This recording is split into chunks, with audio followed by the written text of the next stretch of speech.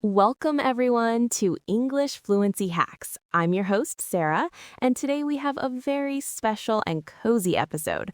We're joined by my good friend and fellow animal lover, Mark. Welcome to the show, Mark. Thanks for having me, Sarah. It's a real pleasure to be here. I'm so glad you could make it. Today, we're diving into a topic that's close to many of our hearts, pets. We'll be talking about our furry, feathery, and even scaly friends, and of course, learning some useful English vocabulary and phrases along the way. Sounds great. It's a topic everyone has an opinion on. Exactly. So let's jump right in. When people think of pets, the first animal that often comes to mind is a dog, famously called man's best friend. Mark, I have to ask, are you a dog person? Oh, 100%. I grew up with a golden retriever named Rusty, and he was basically my shadow. Just a huge, goofy, loving part of the family. Oh, Rusty. I love that name. Golden retrievers are such beautiful dogs. They really are, and so patient. I think there's something about the loyalty and unconditional love of a dog that's truly special. Unconditional love. That's the perfect phrase for it. They're always so happy to see you, even if you've only been gone for 5 minutes. Exactly. The way their tail starts wagging the moment you walk through the door, it's the best welcome home you could ask for. Rusty's whole body would wiggle. That's adorable. Wagging is a great verb. And speaking of dog actions, another common one is to bark. Some dogs bark a lot, others are quieter. Was Rusty a barker? Not really, only when the mailman came. It was like a daily ritual. But you also hear them pant, especially after a run. That heavy breathing with their tongue out. Right, panting to cool down. Exactly. And of course, every dog owner needs the essentials. You need a leash to walk them, a collar with their name tag, and a cozy kennel or dog bed for them to sleep in. Very true. And what about playing? I feel like every dog loves a good game of fetch.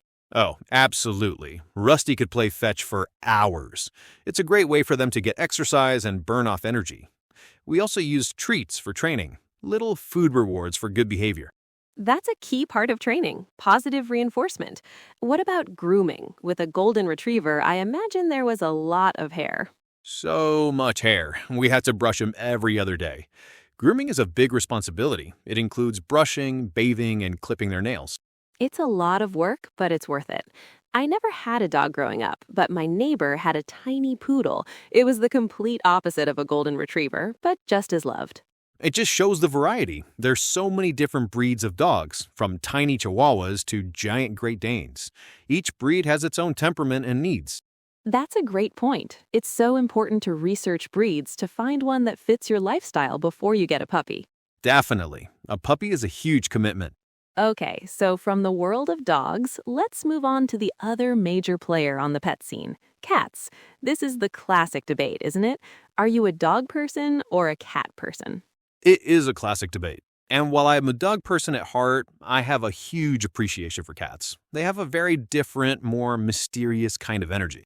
Right, they're more independent, more feline, I suppose. Feline is the perfect word. They don't need your constant attention in the same way a dog does. Sometimes they just want to be left alone to nap in a sunbeam. That is so true.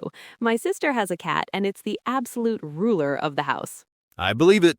But when they do decide to give you affection, it feels really earned. There's nothing like a cat curling up on your lap and starting to purr. Oh, I agree completely. That soft rumbling sound, the purr, is one of the most relaxing sounds in the world. It's a sign of contentment. It really is. And their other vocalizations are interesting too. Instead of barking, cats meow to communicate specifically with humans. Adult cats don't typically meow at each other. I've heard that. It's like they developed it just for us. It is. And another cute thing they do is knead with their paws, like they're kneading dough. It's an instinct from when they were a kitten. Yes, the little massage. Now for the practical side of owning a cat. Some essential vocabulary would include the litter box, which is their indoor toilet. An absolute must-have for an indoor cat. And a scratching post is just as important. Definitely. If you value your furniture, a scratching post is crucial. It saves your couch from their claws. For sure, they have a natural instinct to scratch.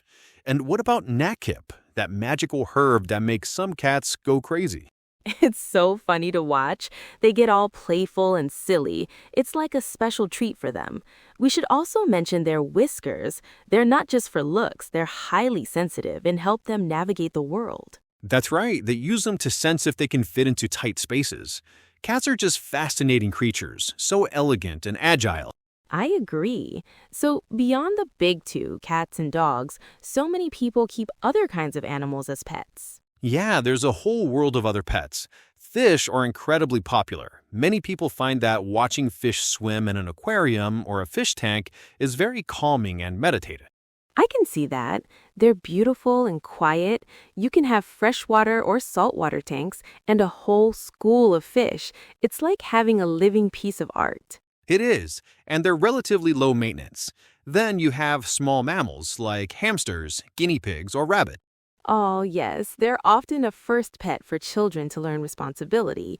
They live in a cage with bedding like wood shavings, and of course, the classic hamster wheel. I had a hamster as a kid. I could watch him run on that wheel for hours. Let's not forget our feathered friends, birds, like parrots, canaries, or finches. Right, their chirping can be really lovely. You have the beautiful feathers, the sharp beak. Some parrots can even learn to mimic human speech, which is just incredible. It is, though I imagine it could get noisy. Definitely. And for those who like quieter, more unusual pets, there are reptiles. You have lizards, snakes, turtles. Yes, they're not for everyone, but they have a dedicated community of enthusiasts. You'd need a terrarium instead of a cage, and often special equipment like a heat lamp. Exactly. I think what all these different animals have in common is the companionship they offer. That's the key word. Having a pet, any pet, can make a house feel more like a home. You've said it perfectly. The bond we form with our pets is a really special thing.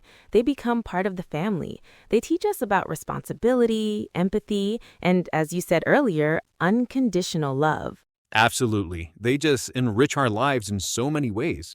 Well, that's about all the time we have for today. We've talked about dogs, cats, and a whole zoo of other animals that people welcome into their homes. It's been a fantastic conversation, Mark. Thank you so much for joining me today. It was my pleasure, Sarah. Thanks for the great chat. It was fun to talk about our animal friend. It really was. And to all of our listeners out there, we hope you enjoyed this episode of English Fluency Hacks. If you have a pet, maybe you learned some new words to describe them today. We'd love to hear about your pets in the comments below. If you found this conversation helpful and enjoyable, please consider subscribing to our channel and giving this video a like. It really helps our community grow and ensures you won't miss our future episodes. Thanks again for tuning in, and we'll see you next time. Goodbye, everyone. Goodbye. Take care.